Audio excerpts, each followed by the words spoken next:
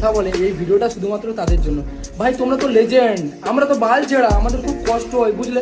তোমরা বিয়ের আগে থেকেই গার্লফ্রেন্ডের মার সাথে কথা বলো, মানে ওর মাও তো সব জানে, তোমাদের তো বিয়েটা হয়েই যাবে।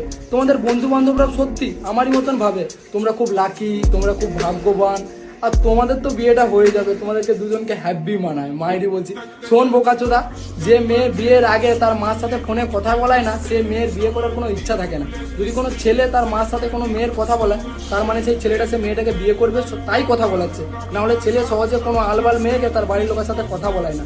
আর যে মেয়েটা তার মাকে ভয় পাচ্ছে না এটা বলছে তোর সাথে সে রিলেশনে আছে, তার মাকে ক্যাজুয়ালি বলে দিচ্ছে, আর তুই কথাও বলছিস তোর বিয়ে হয়েছে, তুই করু ওর আগেও অনেকের নম্বর এসেছে, তাদের সাথেও ওর মা কথা বলেছে। আর ওর মাটাও না খুব একটা বেশি ভালো নেই। আশা করি তুই আমার কথাটা বুঝতে পেরেছি, না বুঝতে পারলে ভিডিওটা আরেকবার দেখে নিবি, বাকি না হলে গাঁ মারাবি। আগে থেকে বলছি, এমন মানুষ কিন্তু সুবিধার হয় না।